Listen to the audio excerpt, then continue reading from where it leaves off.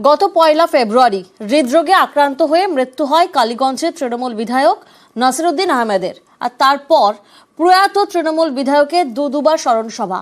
একবার স্মরণ সভা হয় পরিবারের তরফ থেকে, আরেকবার স্মরণ সভা হয় সাংসদের তরফ থেকে। প্রথমে 9 ফেব্রুয়ারির ছবিটা আপনাদেরকে দেখায়। দেখুন, 9 ফেব্রুয়ারি প্রয়াত তৃণমূল বিধায়কের স্মরণ সভা, আর এই স্মরণ সভা করা হয় পরিবারের তরফে।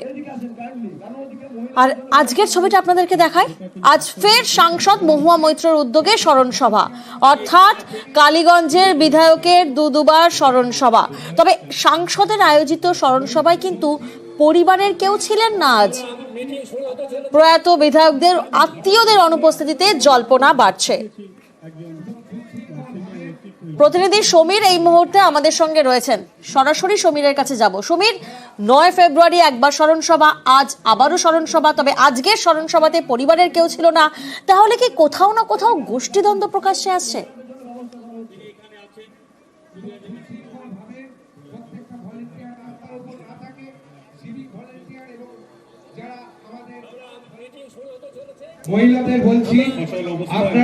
এরপরে রাজ্য কমিটির পক্ষ থেকে এবং যারা উদ্যোক্তা ছিলেন উজ্জ্বল বিশ্বাস মন্ত্রী, তার উদ্যোগে গত 9 তারিখ থেকে স্মরণ সভার আয়োজন করা হয়। ঠিক একই দিনে কিন্তু 16 তারিখের জন্য আজকের জন্য স্মরণ সভার ডাক দেন মহুয়া মৈত্র। এই একই ইস্যুতে দুটি স্মরণ সভা ঘিরে বিতর্ক সৃষ্টি হয়। এবার রাজ্য কমিটি হস্তক্ষেপ করে এবং দলীয় সূত্রে যেটা জানা গিয়েছে যে 9 তারিখে যে স্মরণ সভাটা হওয়ার কথা ছিল নয়, রাজ্য কমিটির ব্যানারে সেটা স্থগিত করার নির্দেশ দেন সুপ্রিম। এবং এরপরে পরিবারের আহ্বানে কিন্তু 9 তারিখে স্মরণ সভা আয়োজন করা হয়। সেখানে বিধায়করা যেমন উপস্থিত ছিলেন, এর পাশাপাশি পরিবারের লোকজনও উপস্থিত ছিলেন।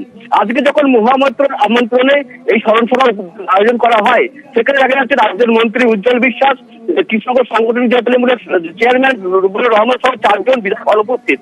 এর পাশাপাশি যাকে ঘিরে কিন্তু এই স্মরণ সভা, সেই পরিবারের লোকজন কিন্তু আজকে অনুপস্থিত ছিলেন, যার জেরে কিন্তু তৃণমূলের গোষ্ঠীদ্বন্দ্ব প্রকাশ্যে আসছে বলে মনে করা হচ্ছে। এ বিষয়ে আমরা যখন রুবুল রহমানকে জিজ্ঞাসা করি, তিনি জানান যে তাদেরকে কোনো আমন্ত্রণই ঠিক মতন জানানো হয়নি। পাশাপাশি মহুয়া মৈত্র কিন্তু এই সমস্ত বিষয়টি এড়িয়ে যেতে চেয়েছেন। প্রিয়াঙ্কা, বেশ, যেদিন স্মরণ সভা হয়েছিলেন সেদিন আমি পার্লামেন্টে ছিলাম, বিমলবাবুর শরীর খারাপ ছিলেন, তাপসদার শরীর খারাপ ছিলেন, সেদিন ওরা আসতে পারেনি।